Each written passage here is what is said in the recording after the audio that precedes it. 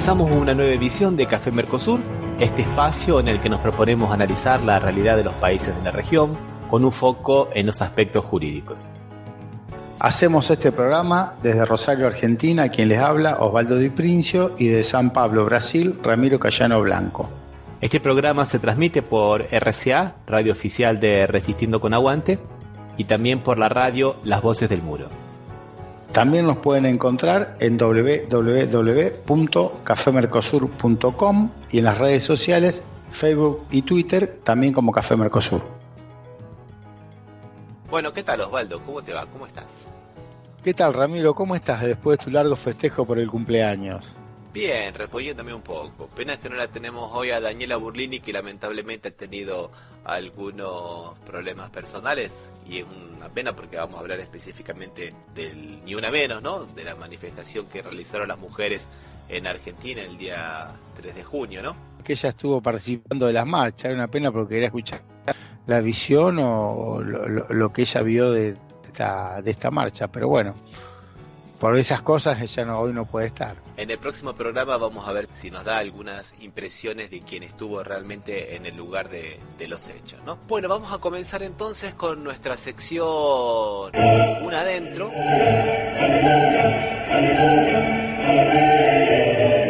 Y hoy la buena noticia de la semana viene de San Pablo y tiene que ver con la justicia que le impide al intendente Doria remover a las fuerzas a los drogadictos químicos que andan en la ciudad de San Pablo. Vamos a colocar las cosas en contexto, Osvaldo.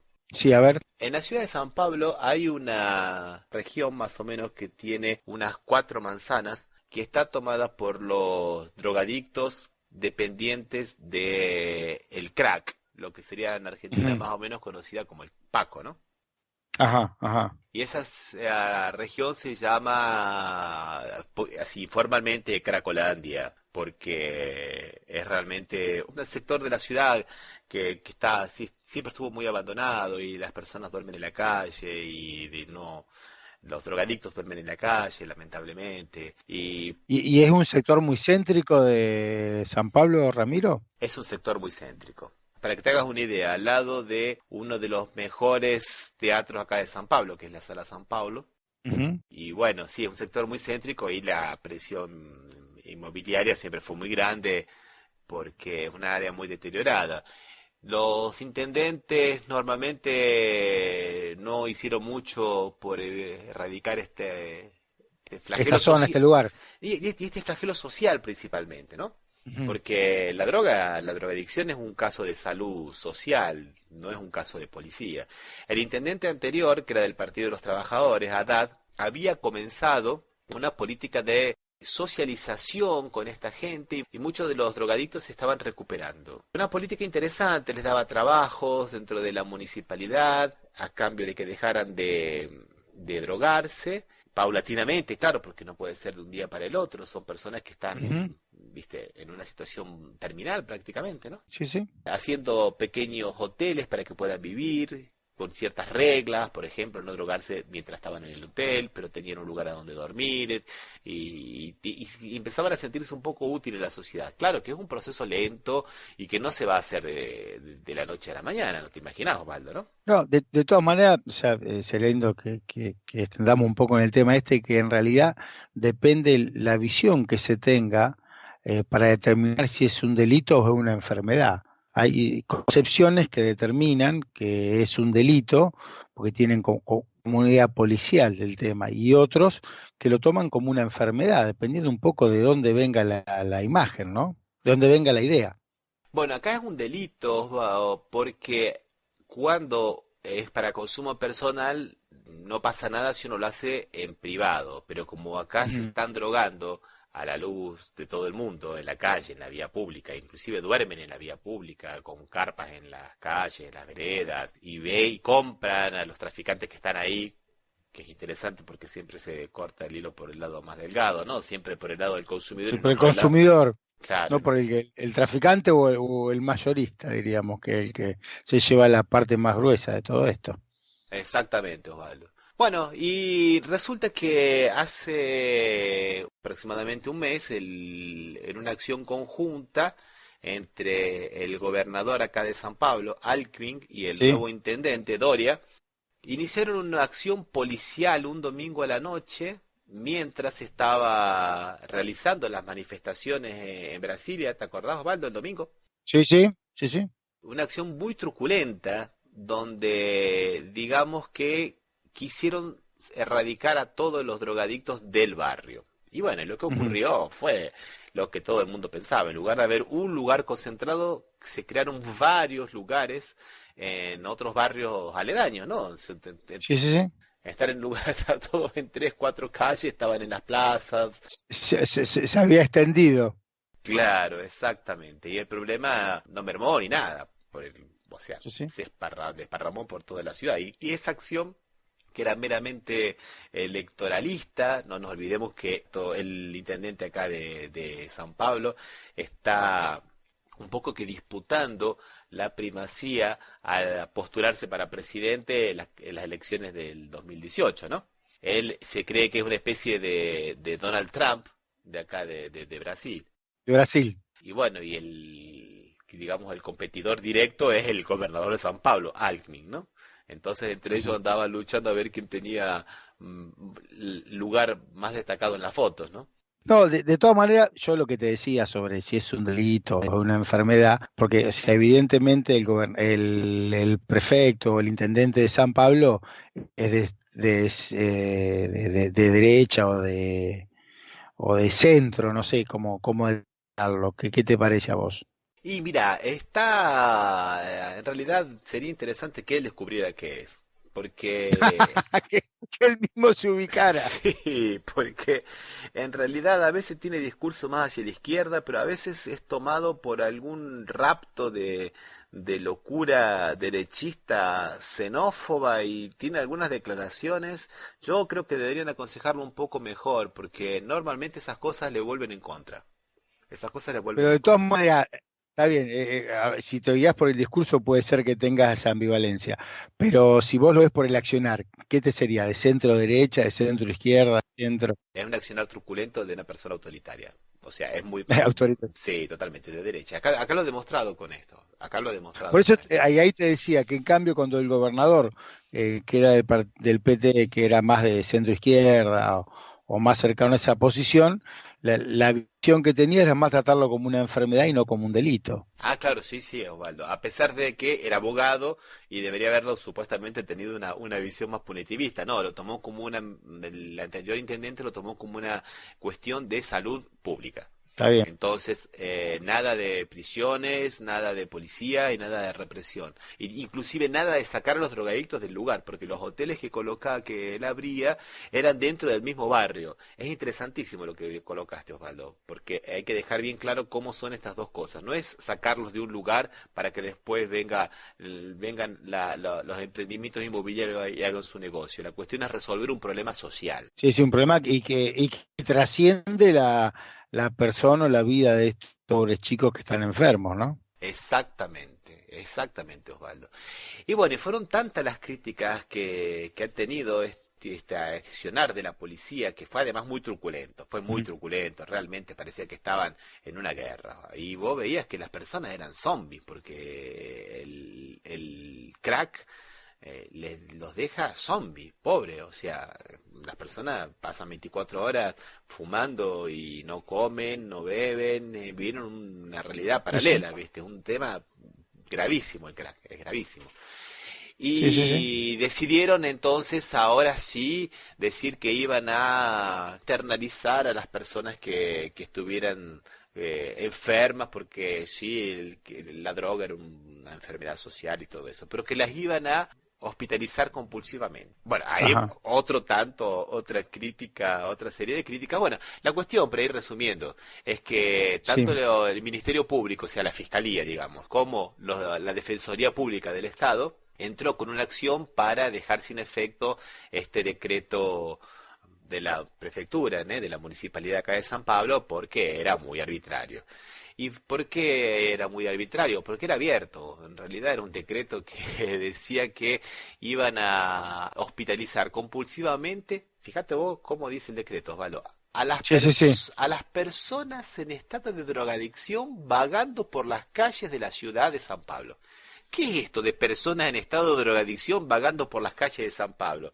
¿Es lo mismo entonces un dependiente de crack que pobre que a veces no sabe conducirse por sus propios medios, con lo cual valdría, sí, la intervención de la justicia, que aquel estudiante que se está fumando un cigarrillo de Sí, marihuana sí, en sí. la plaza? Sí, sí, sí. ¿Y qué es este concepto de estar vagando por la ciudad? No, realmente, como vos bien dijiste, estos tipos abiertos dignos del Código Penal del nazismo, ¿no? Sí, sí, Que sí, en lugar sí. de determinar una conducta como delictiva, la hacen bien amplia, cosa que cualquiera puede entrar. Cualquier persona en estado de adicción vagando alcanza para que sea detenida y sea privada de su libertad, no realmente. Hasta el extraño de pelo largo podría ir preso con Sí, esa sí, imagen. sí, tenía que haber estado así. Había pedido su libertad en San Pablo, dice. ¿Y cómo fue entonces quién fue el que se opuso a este decreto? Algún un decreto, o sea, casi que crea un delito, un decreto, ¿no? Sí, sí, sí, sí, totalmente de acuerdo, Osvaldo. No, casi que se crea un delito por decreto. Se opuso, interesante, porque se opusieron los dos polos de la contradicción penal, tanto la Fiscalía como la Defensoría Pública. La defensa los dos estaban en desacuerdo. O sea, logró unificar a todos, realmente un mérito del intendente de San Pablo, ¿no? Sí, Unificar todo. sí, exactamente. Bueno, entonces el día 28 del mes pasado, la justicia dejó sin efecto y ahora ratificó nuevamente en una nueva instancia ese decreto era ilegal. Con lo cual, bueno, la medida por en cuanto no se ejecuta. Desde el día 28 de mayo del mes pasado no se ejecuta. Y bueno, es un adentro, Osvaldo, ¿no? Sí, sí, no, no, realmente es un avance. Y un retroceso para el que podría llegar en algún momento ser el presidente de Brasil, ¿no? Dios no lo quiera, toquemos madera. No, bueno, No, digo. Yo esto que estoy diciendo también no es solo, no lo digo yo, digamos. La impopularidad de él cuatriplicó en estos pocos meses de gobierno, ¿no? En menos de 5 meses cuatriplicó la impopularidad. O sea, o sea, no. si hubiese gobernado, hubiese seguido subiendo las encuestas. Como le tocó gobernar, no. Exactamente, exactamente. Por eso te decía, vos me preguntabas de derecha o de izquierda. Bueno, a veces este hombre. Ni él sabe. Entonces, ni él sabe, pero a veces toma algunas decisiones como esta y algunas otras, por ejemplo, solamente para ilustrar nada más y cambiamos de tema, Osvaldo. Sí, sí, sí, dale. Y en su afán de oponerse a todo lo anterior, una de las primeras medidas que tuvo fue tomar un tacho de pintura gris y pintar Sí. todos los grafitis artísticos que había hecho el anterior intendente en un concurso internacional de grafitis. Y los pintó de gris, Está bien. así.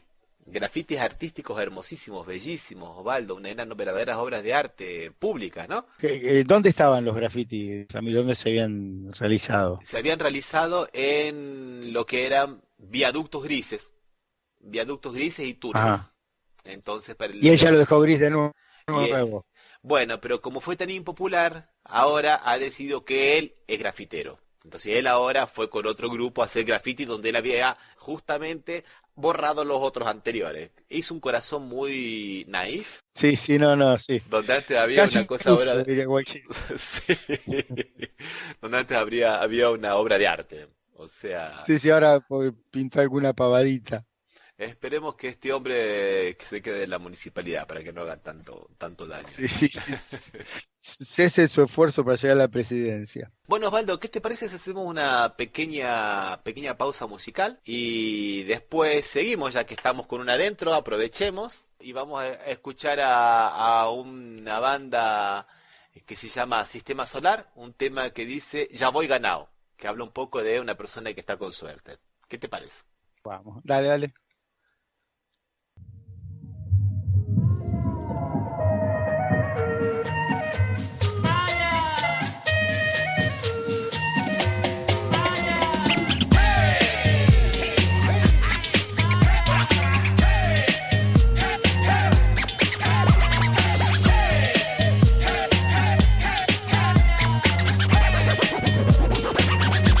Yo salgo es a buscar mi mojarra, frita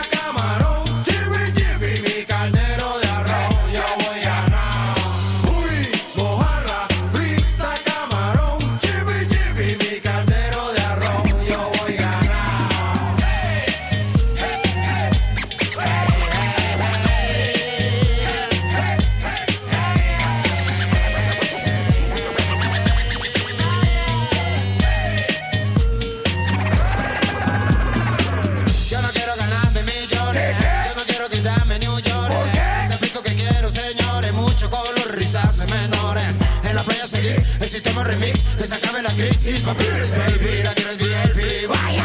Los sistemas gozando la playa. Mojarra, frita, camarón, chibi, chibi, mi caldero de arroz, yo voy a ganar. Uy, mojarra, frita, camarón, chibi, chibi, mi caldero de arroz, yo voy a ganar. Hey, hey, hey, yo voy a ganar. Pico de viejo, pollo y Elena. Yo voy a ganar. Y los chinchorreros de Tailandia. Yo voy a ganar. Esto se prendió con el flow Vinova. No tiene frontera, barre como escoba. Nadando en la brisa como Cojinoa. Electrican, el sistema en la zona. Frita, camarón, chibi, chibi, mi caldero de arroz, yo voy a ganar. Uy, mojarra, frita, camarón, chibi, chibi, mi caldero de arroz, yo voy a ganar.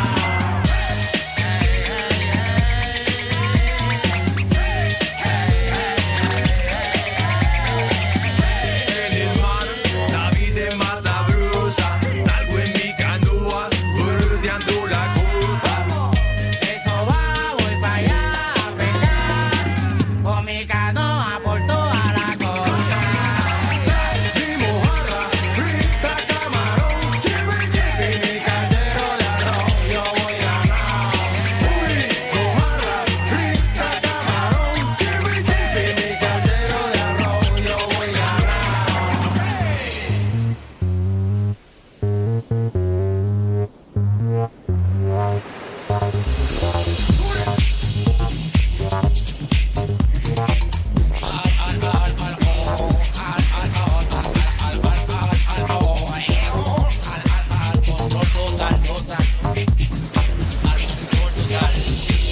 No quiere pararle bolas, extraño.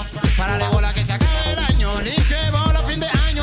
El trabajo me ensaño, pero animo Roma pa' borrar los engaños. Y un rayo con fallo me hallo. Yo, solo la playa te trae, tú sabes, ¿sabes? Sabor y hueva. Ahí está, compadre, te trae, tú sabes, playa y te trae. Sabor y hueva. Pero cuenta, compadre, te trae, tú sabes, playa y te trae. Sabor y hueva. Sabor y hueva. Ahí está, compadre, te trae, tú sabes, playa y te trae. Bueno, vamos a continuar entonces, después de haber escuchado la canción, ya que estamos cantando victoria por en cuanto, ¿no, Osvaldo? Vamos a hablar de Sí. otra adentro, ¿no? Una adentro, la buena noticia de la semana. Pero esta vez desde los lares acá, desde Argentina, ya que el gobierno fracasó en su intento de desplazar a Freiler al camarista Freiler a través del Consejo de la Magistratura. Y es importante destacar esto porque hay como dos versiones sobre este intento de desplazar a Freiler y por qué fracasó.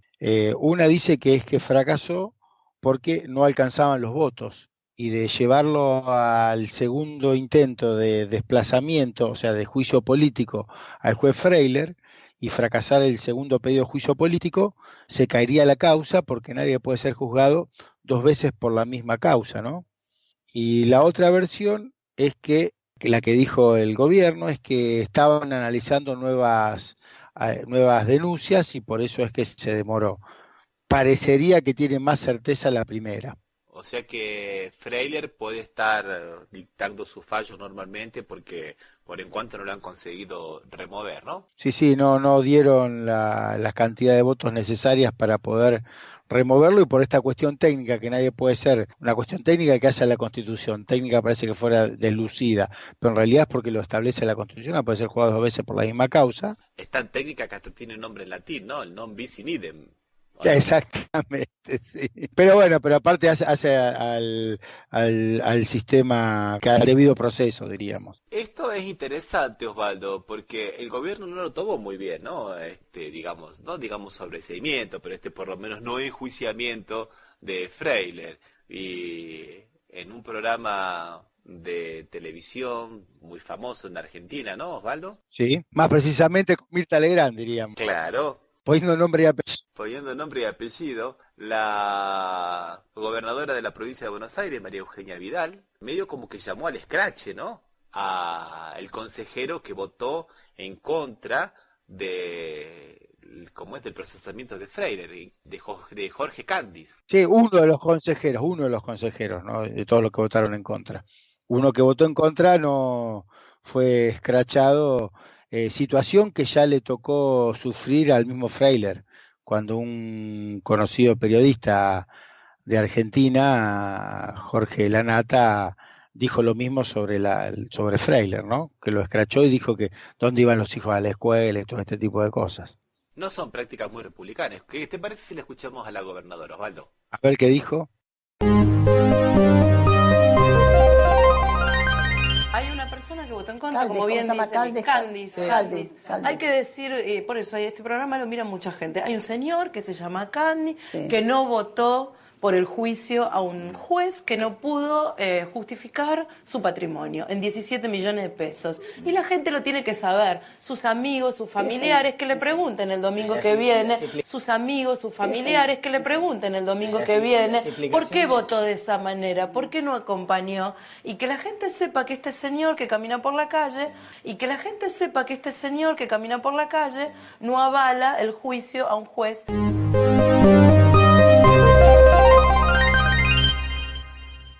Bueno, después el mismo Jorge Candiz, en un programa de la radio AM750, le respondió un poco a la gobernadora diciendo que hay cosas más importantes, que tiene que destacar ella, que ella tiene que abocarse a cosas que tienen que ver con la justicia en la provincia de Buenos Aires y que esto no es una práctica muy democrática, según dijo Jorge Candiz, ¿no?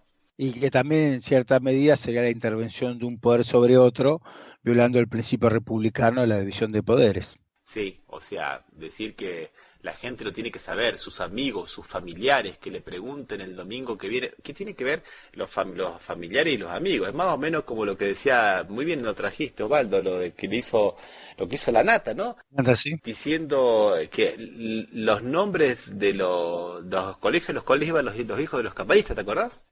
Sí, dijo los nombres de los colegios y que le pidió a los compañeritos que le recriminaran a los hijos por qué el padre había hecho eso. Realmente, o sea, les importa muy poco lo que es la división de poderes, o sea, el respeto a la dignidad de las personas.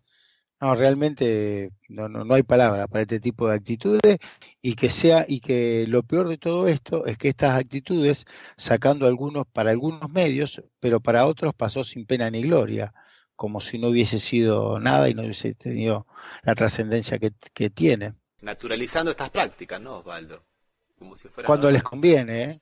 Sí, cuando les conviene, porque cuando cuando le escracharon también a Vidal, ahí todo el mundo puso el grito en el cielo, ¿no? Que está bien que lo hayan puesto, pero lo que vale para También uno vale porque para no el otro. corresponde, exactamente, pero no puede ser medir con dos varas distintas una actitud y la otra. Las dos son repudiables y vale repudiar las dos, no una sola. Sí, es verdad. Bueno, Osvaldo, ya que estamos buenos hoy, vamos a seguir con otra dentro. ¿Qué te parece? Dale, la verdad que este programa va a quedar en la historia de Café Mercosur, Ramiro. Sí, encontramos buenas noticias por todos lados esta vez. Sí. Bueno, un adentro, más o menos un adentro, Osvaldo, porque en realidad es un adentro por un hecho que fue triste, ¿no? Tiene acá de Brasil, tiene que ver con un 1.000 millonario, una de las fortunas más grandes de aquí de Brasil, se calcula que tiene 1.500 millones de dólares y que va a cumplir prisión por haber agredido a su pareja, a Luisa Brunet, que es una modelo aquí de Brasil. Y una agresión que ocurrió cuando ellos estaban en Nueva York, bastante cobarde y bastante violenta, ¿no? Se puede ver las fotos de Luisa Brunet con el ojo bastante mal, no solamente morado, sino bastante lastimado y le rompió 4 costillas. Y aquí me gustaría destacar 2 cosas, Osvaldo.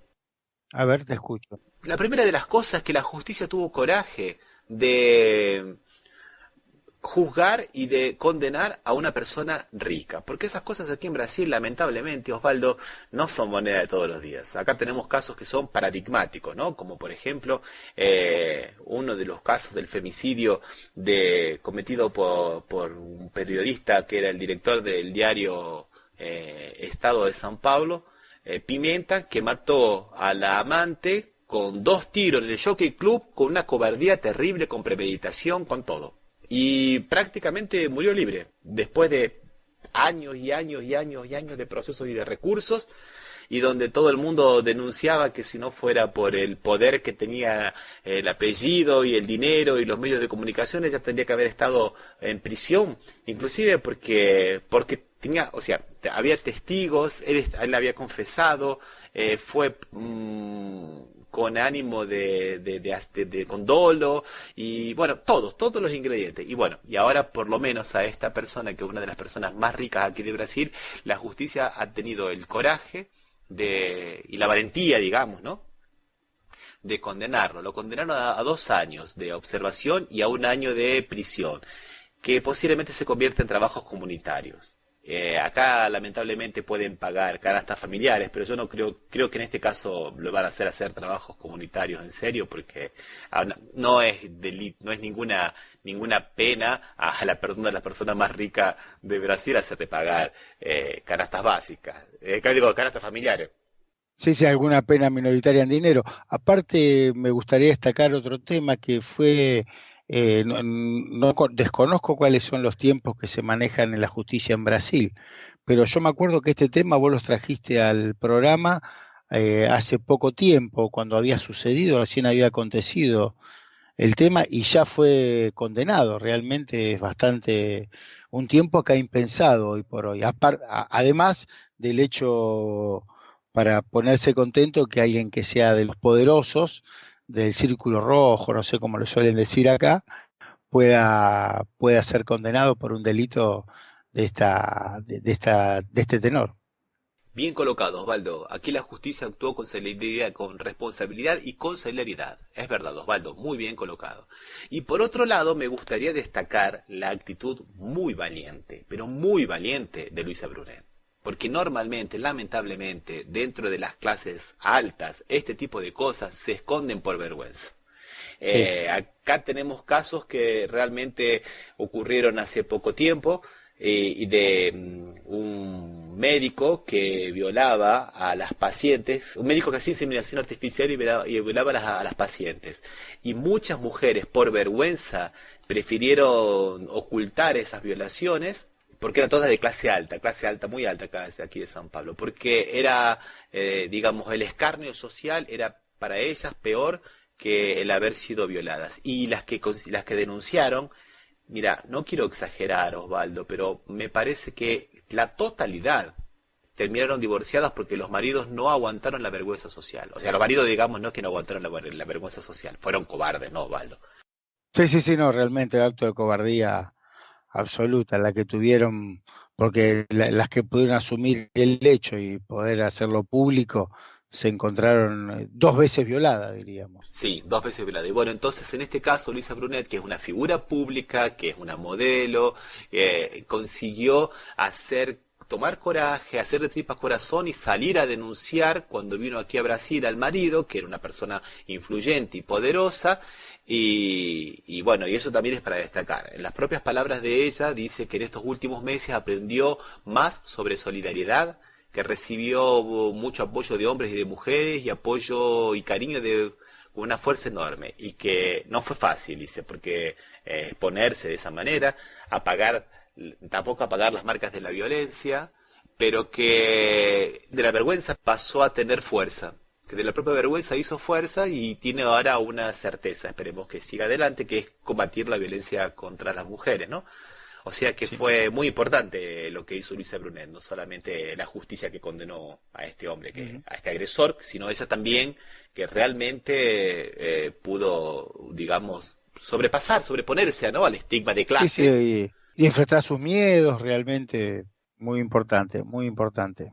Osvaldo, estamos ganando, estamos victoriosos, entonces te propongo que escuchemos otra canción. ¿Qué te parece? Lo escuchemos, Sí. otra canción alegre. Ujú. Vamos a escuchar a Paloma del Cerro y Miss Bolivia y una canción que se llama Para todas las mamitas del mundo. Sí, dale, a ver. Reloj de campana, tócame las horas para que despierten las mujeres todas. Reloj de campana, tócame deprisa para que despierten las sacerdotisas.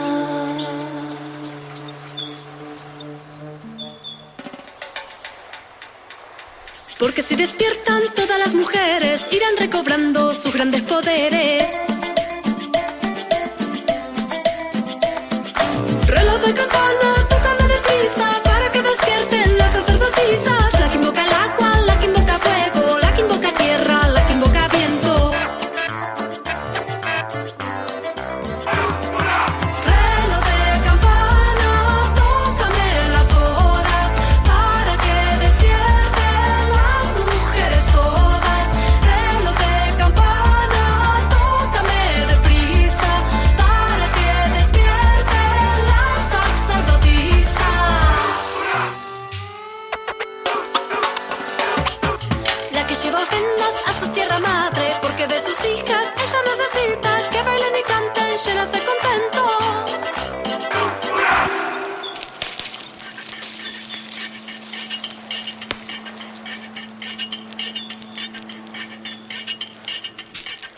Invocando siempre los cuatro elementos.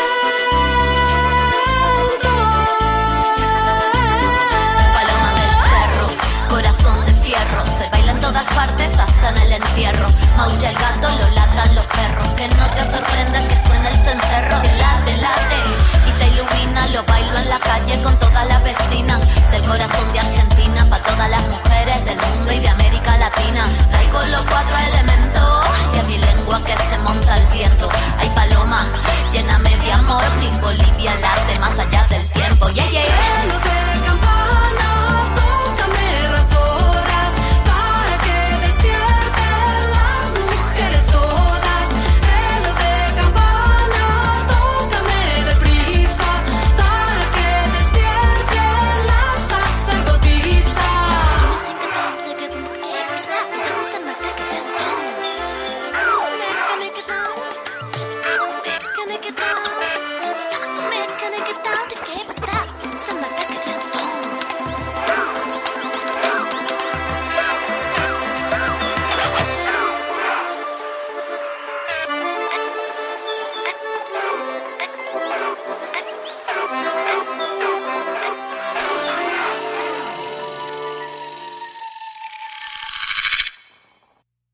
Bueno, después de escuchar Orillas, Osvaldo, y después de haber escuchado esta Una Adentro, que en realidad fue medio Una Adentro, porque es lo que normalmente debería haber ocurrido después de un acto horrible de agresión a las mujeres, vamos a hablar un poquito del Ni Una Menos, la marcha que se realizó en Argentina el 3 de junio, aunque lamentablemente no la tenemos a Daniela, ¿no? Bueno, sí, pero seguramente el próximo programa nos va a estar explicando un poco o ampliando un poco lo que nosotros podamos decir. Se me ocurre que en este caso del Ni Una Menos, nosotros, por más que tengamos algunas ideas para comentar, de alguna manera somos hombres, ¿no? Entonces, qué mejor Sí. que dejar hablar a las mujeres por sí mismas, y que lo hacen y lo hacen muy bien. Sí, sí, sí. Por eso se me ocurre que podemos compartir un audio de una entrevista que se le hizo en el programa de la radio Con Voz, el periodista Reinaldo Setecas. a Rita Segato, que Rita Segato es una antropóloga que es argentina, pero que trabaja aquí en Brasil y que tiene una visión muy, pero muy interesante con relación a la violencia machista y a la justicia, a pesar de que ella ha realizado toda su labor investigativa aquí en Brasil. Ella trabaja mucho con Argentina, y vamos a traer un audio que ella realizó por el caso Micaela. ¿Te acordás, Osvaldo? Ajá, sí, sí, sí. Si después comentamos algunas cosas, ¿qué te parece? Sí, sí, dale, vamos.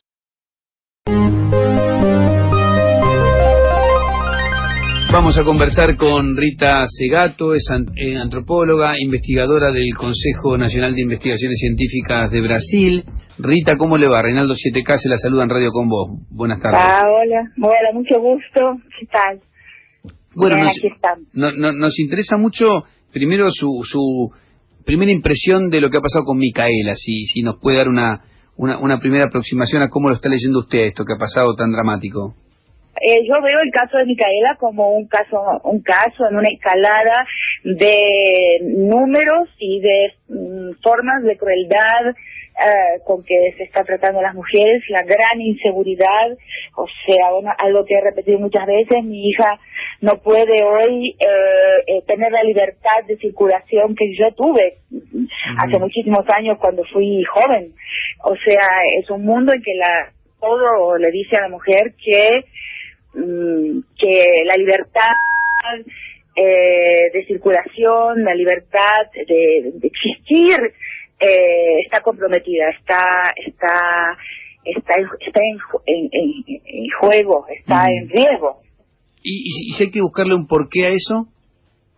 Y bueno, eso es muy complicado de poder liquidar en unos minutos. Yo creo que hay varias razones, ¿no? Una de las razones es que la violencia contra las mujeres de esta forma letal en que estamos presenciándola en Argentina, es un síntoma de un momento del mundo, o sea, un momento y sobre todo de nuestras sociedades, ¿no? Que es un momento desesperado por varias razones. Es un momento en que hay un poder de dueños, o sea, yo hablo mucho de una época de dueñidad, ¿no? Donde ya desigualdad es poco, pero hay en el mundo contemporáneo figuras que son dueñas de la vida y la muerte, y eso irrumpe en la realidad, en el inconsciente colectivo, en la manera en que los hombres que obedecen a un mandato de masculinidad, que es un mandato de potencia, realizan, prueban su potencia mediante el cuerpo de las mujeres. O sea, es un sistema que se cierra ahí, que se expresa ahí. No es solamente una relación entre hombres y mujeres, es un gran contexto que tiene que ver con lo económico, con lo político, que se expresa, que irrumpe ahí como un síntoma en esta es un momento de vulnerabilidad extrema para las mujeres, sobre todo en el continente latinoamericano. En el mundo entero hay problema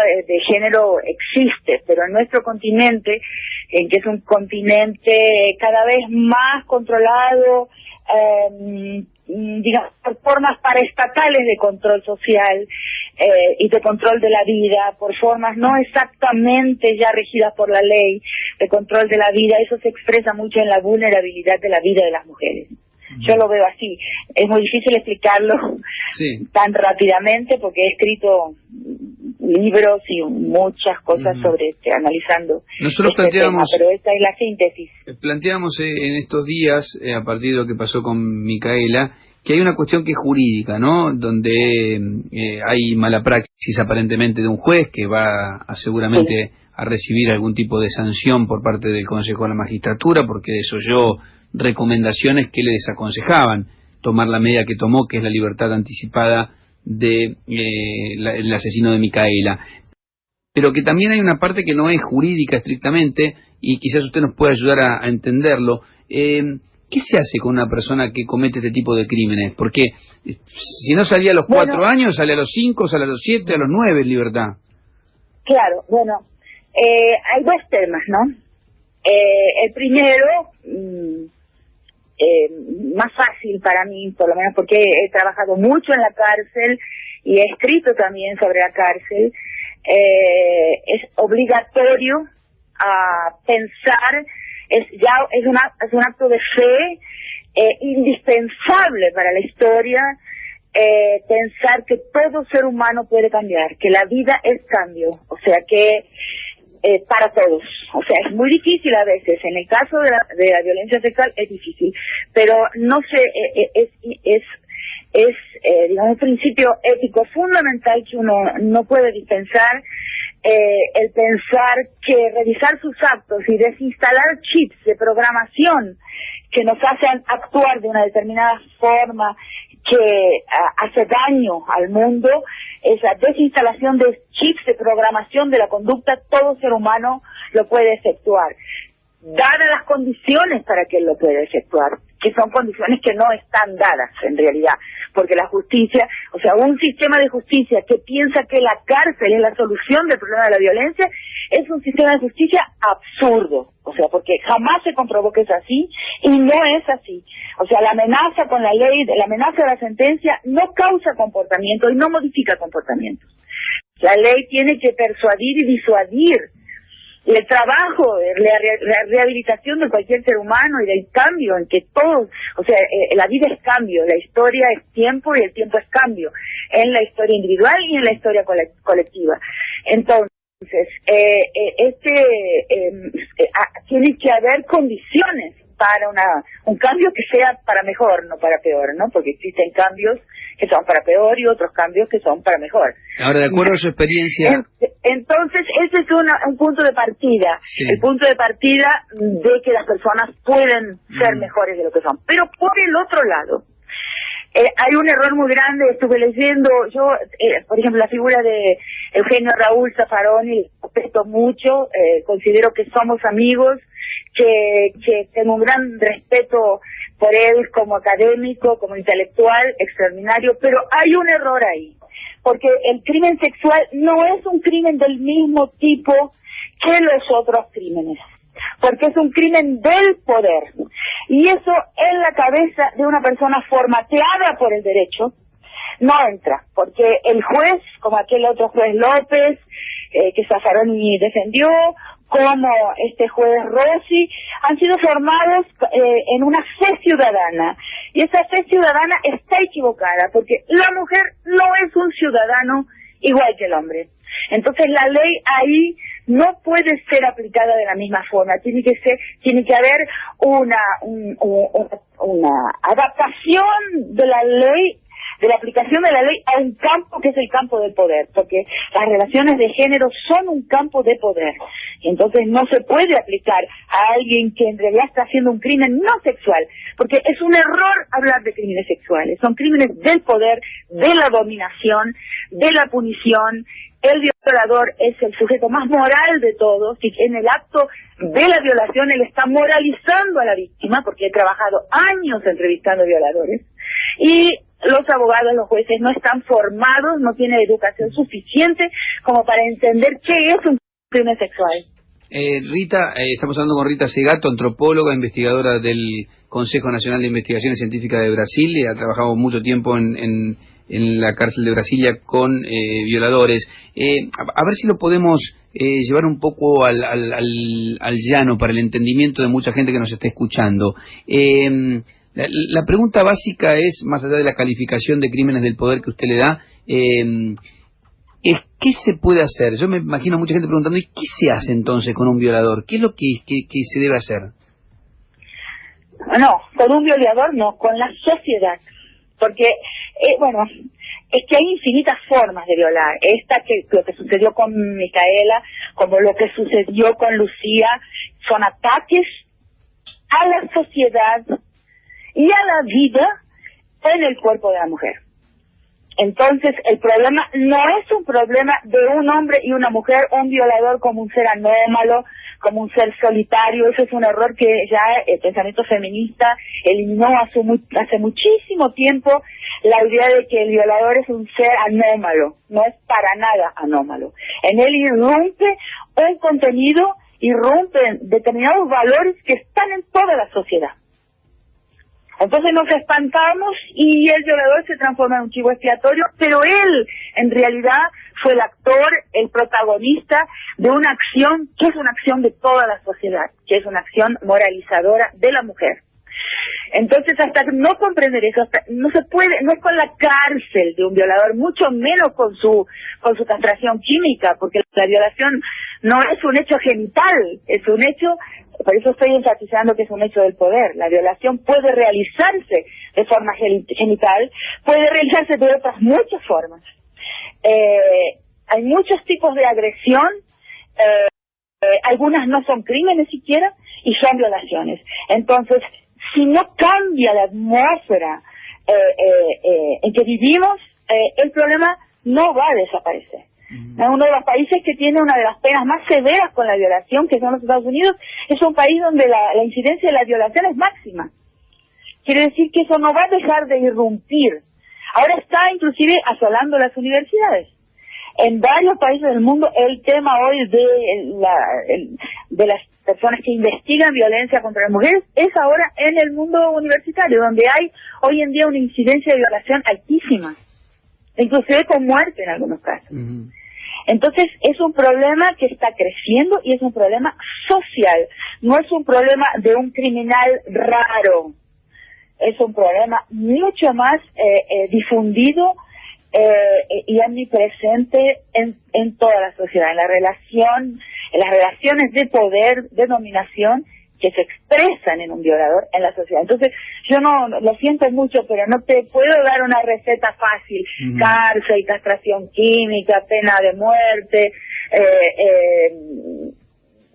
cadena perpetua, porque esa no va a ser nunca la solución para este tipo de problemas. ¿Hay algún país o alguna sociedad que esté haciendo algo que parezca interesante en este aspecto? ¿Hay algún país? No, evidentemente los países europeos son distintos al ambiente latinoamericano, que en este momento el ambiente latinoamericano es un momento, la ley está comprometida, en que hay una suspensión de la institucionalidad desde México hasta y avanzando hacia el sur, México, Guatemala, Honduras. Está la ciudad más violenta del mundo ahí, en Honduras. Nuestro continente, contrariamente a lo que pensamos, es un continente donde hay guerras declaradas, guerras formales, pero es el continente más violento del mundo en términos de homicidios cada 100.000 personas. Entonces, todo eso se refleja en una falta de regulación, ¿no?, de las ansiedades y de las aspiraciones de omnipotencia de algunas personas más vulnerables. El violador es el sujeto más vulnerable, más castrado de todos, el que se rinde a un mandato de masculinidad que le exige un gesto extremo, un gesto aniquilador de otro ser para poder verse como un hombre, para poder sentirse potente, para poder verse al espejo y pensar que merece el título de la hombría, por ejemplo. Si eso no lo comprendemos, es un tema que hay que estudiar mucho más.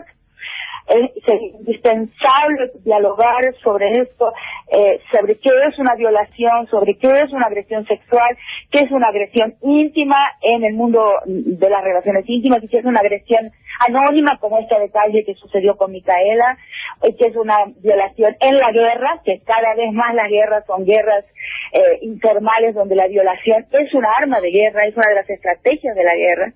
He escrito mucho sobre eso. Entonces, si no se comprende qué papel tiene la violación y la masacre de las mujeres en el mundo contemporáneo, no vamos a encontrar soluciones. No hay recetas fáciles. Rita Segato, Irina Hauser la saluda, buenas tardes. Quería consultarle, usted decía justamente que entrevistó varios violadores en la cárcel. ¿Con qué relatos se ha encontrado? ¿Qué dice un violador?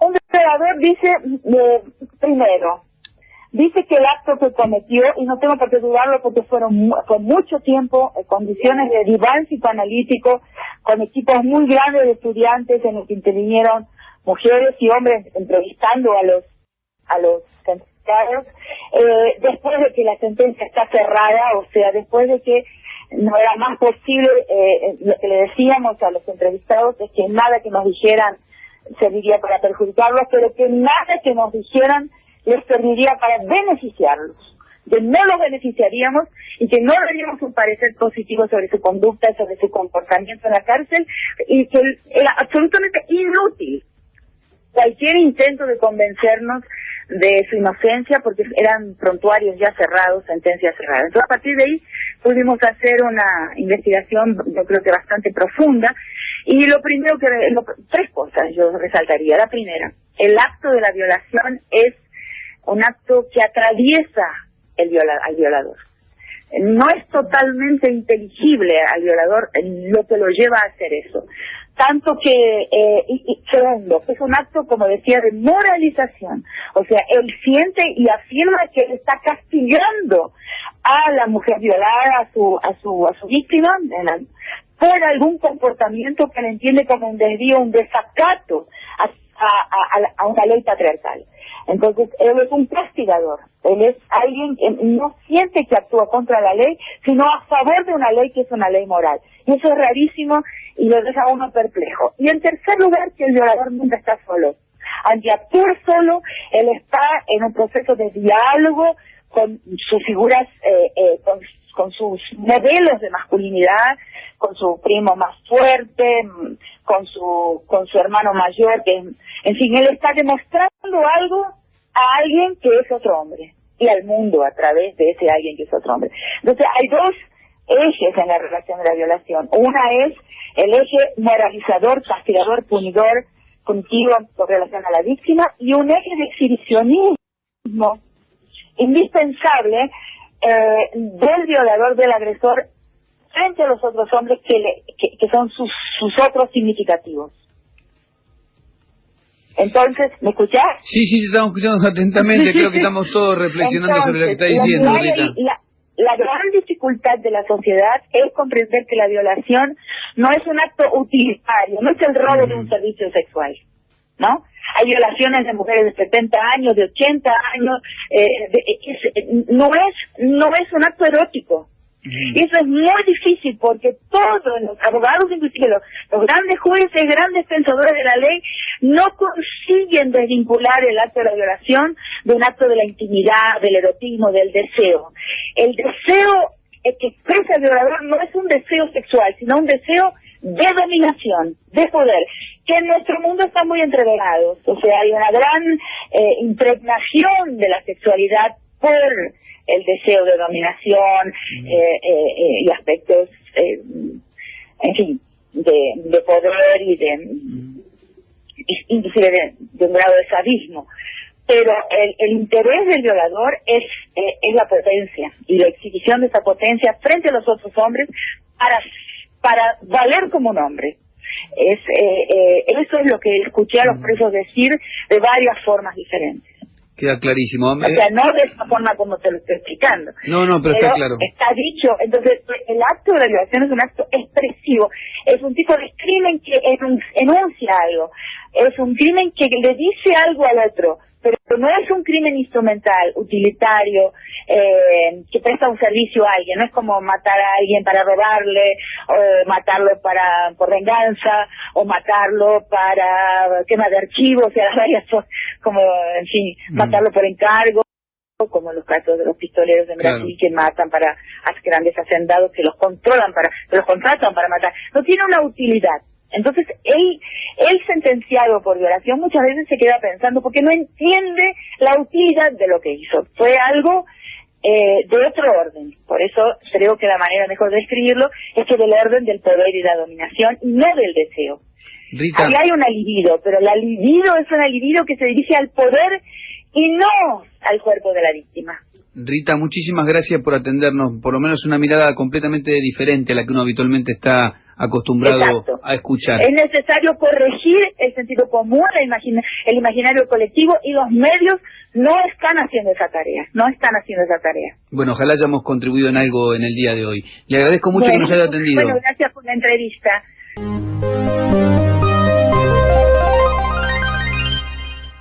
Bueno, Osvaldo, vamos a ver, este tema lo vamos a tratar específicamente después con Daniela, claro, lógicamente, y vamos a ver si tenemos alguna otra invitada, pero de cualquier manera me gustaría apuntar algunas cosas muy interesantes que ella coloca aquí.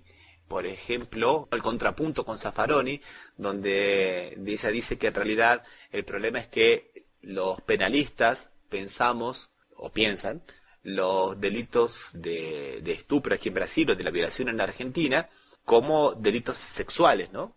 Sí. Y ella viene con una posición totalmente diferente, que no son delitos sexuales, porque el móvil no es la libido y sí es el poder. Y me parece excepcional esta visión que ella tiene, repitiendo un poco las palabras de ella, ¿no? De los dos ejes, ¿no? El eje disciplinador del hombre hacia la mujer, que le impone su propio código, y el otro eje, ¿no? Del hombre con relación a los otros hombres, ¿no? O sea, como el ejemplo que él le da a los otros hombres de cómo debería actuar un macho viril, ¿no?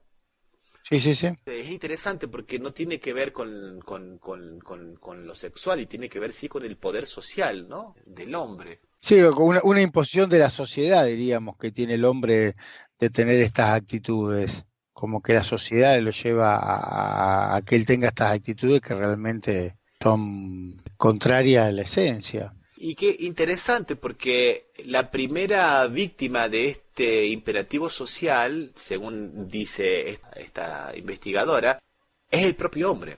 Porque dice que la primera víctima del mandato de masculinidad es el hombre que comienza a padecer el bullying, que se inicia con la familia, como ella misma dice, con el primo, con el hermano, que es mayor, que es más grande, y que le causa frustraciones, y que la violación es una frustración masculina. Es interesantísimo porque cambia el enfoque totalmente. De alguna manera, no es un punto tan novedoso, ya lo habíamos tratado en los programas anteriores, ¿te acuerdas, Osvaldo? Sí, sí, sí. Cuando hablábamos que el machismo en realidad no es un tema tanto también de justicia, sino un tema de hasta, digamos, de salud social, porque es una enfermedad que va atravesando todos vastos sectores de la sociedad, ¿no? Y ella dice exactamente que hay que abandonar un poco la visión solamente judicial y legislativa, y tratar de instalar leyes de intervención en la sociedad, programas y proyectos que despierten, ¿no?, la conciencia de género, y que le den un poco una visión un poco más abarcativa, que no es un problema nada más que de pena, de punición. Sí, sí, de punición. Lo que pasa, me supongo, ¿no? Ya estoy interpretando, no es mi materia el derecho penal, pero me daría la impresión que en cierta medida lo que se buscan con la punición es que se dejen de repetir los hechos, y que eso, por un lado, sería evitar los hechos, y por otro lado, trabajar sobre la sociedad para que no haya toda esta presión, ¿no? Pero que no sé si es que para Zaffaroni solamente importa la parte punitiva. Yo creo que él también, en cierta medida, algunas cosas las debe pensar de esta misma manera. Sí, no, Zaffaroni sabemos muy bien que es una persona bastante amplia, ¿no? Sí, sabemos muy bien que no obstante, me parece por ahí un buen punto de partida, un buen contrapunto, digamos, ¿no?, entre ella y Zaffaroni. Sí, poder tener como dos visiones de gente progresista, diríamos, sobre una cosa tan difícil, tan controvertida, que en este momento está siendo tan reiterado, tan pública o tan explotada por la prensa. Uno nunca sabe si realmente ahora hay mucho más que antes, o en realidad ahora se lo están diciendo mucho más que antes. Pero es como un paso más adelante, ¿no?, tomar esta visión que marca esta antropóloga. E inclusive ella, con relación a la prensa, coloca alguna cosa que nosotros ya alguna vez medio que habíamos comentado, ¿no? Porque hay una espectacularización de estos delitos contra las mujeres, de la violencia contra las mujeres, y esta espectacularización y reiteración desmedida hace que nosotros perdamos la empatía con la víctima. Entonces lo naturalizamos, y bueno, ella un poco piensa que se podría hacer una de las medidas, es tipo un parangón con lo que ocurre con los suicidios, por ejemplo, que hay una especie como de censura para que, si uno va a pensar como ella misma dice, ¿no?, si ella va a pensar en términos sanitarios, para que no se contagie, ¿no? Entonces, porque parece que es un poco esta historia, ¿no? Tanto aparecen que bueno. Sí, que parece que después se repiten las historias, como por copia, o por imagen, o por difusión. Sí, esto es un problema que es difícil de resolver, si realmente algunas noticias deberían ser tan difundidas o no. Bueno, pero como habíamos dicho, este tema vamos a tratarlo específicamente con Daniela el próximo programa, y posiblemente vamos a ver si tenemos alguna otra invitada también. Vamos a ver si conseguimos a alguien aquí de Brasil, porque también le dé una buena mirada, porque me parece que las mujeres saben expresarse muy bien solas, ¿no, Osvaldo? Sí, no, seguro. Bueno, vamos a despedirnos entonces, Osvaldo, y les recordamos, antes de despedirnos, que este programa se transmite por RCA, Radio Oficial de Resistiendo con Aguante, y por la radio Las Voces del Muro, ¿no? Y que en las redes sociales, Facebook y Twitter, como Café Mercosur. Bueno, y si nos quieren escribir, pueden escribirnos a contacto@cafemercosur, o si quieren ver los programas anteriores, pueden visitar nuestra página www.cafemercosur.com. Un abrazo, Osvaldo, hasta la próxima. Un abrazo y hasta la próxima, Ramiro.